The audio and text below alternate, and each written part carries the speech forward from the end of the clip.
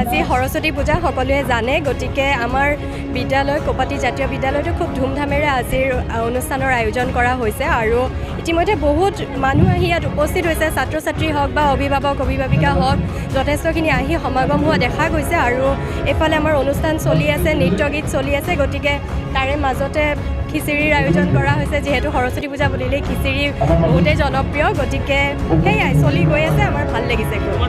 মোৰ মৃদুস্মিতা কাশ্যপ, মোৰ মাজবাটত ঘৰ।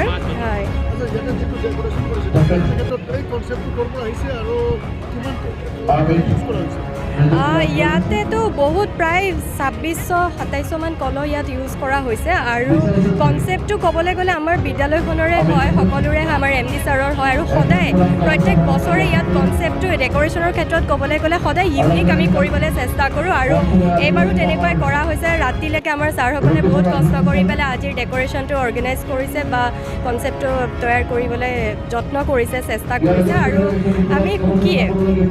আজি সৰস্বতী পূজা আমাৰ স্কুলত প্ৰত্যেক বছৰে উলহ মালহেৰে সৰস্বতী পূজা আয়োজন কৰা হয়। এইবাৰো একেদৰে ছাত্ৰ ছাত্ৰীসকলে মাটিৰ কলহত প্ৰকল্প প্ৰস্তুত কৰি সজাইছে ধুনীয়াকৈ ৰং দি। প্ৰত্যেক বছৰে যেনেকৈ সৰস্বতী পূজা আয়োজন কৰা হয়, এইবাৰো ধুমধামেৰে পাতিছে আৰু আমি সকলোৱে বহুত জাতি ধৰ্ম বৰ্ণ লৈ কিনে সকলোৱে মিলিজুলি সৰস্বতী পূজা আয়োজন কৰোঁ আৰু এনেকৈ যাতে প্ৰতি বছৰে হৈ যায় তাৰ চেষ্টা কৰোঁ।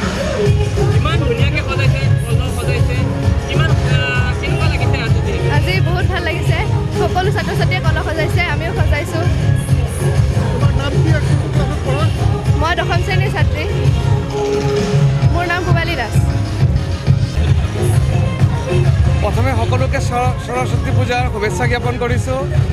লগতে ক'ব খোজোঁ যে আমি যিহেতু এক মাল্টি কালচাৰ ঠাইত থাকোঁ, আমাৰ ইয়াতে বিভিন্ন জাতি জনগোষ্ঠীৰ ল'ৰা ছোৱালী আছে আৰু তেওঁলোকে সদায় বিচাৰে প্ৰতিটো কালচাৰে আমি দেখাব ইয়াতে বিচাৰোঁ। যোৱা বছৰ আমি 1000 গামোচাৰে আমি আমাৰ যি মণ্ডপ সাজ সজ্জা প্ৰয়াস কৰিছিলোঁ, চেষ্টা কৰিছিলোঁ আৰু ছাত্ৰ ছাত্ৰীসকলে সেই কাম সম্পূৰ্ণ কৰিছিল। এইবাৰ আমি এটি মেছেজ দিব খুজিছোঁ আমাৰ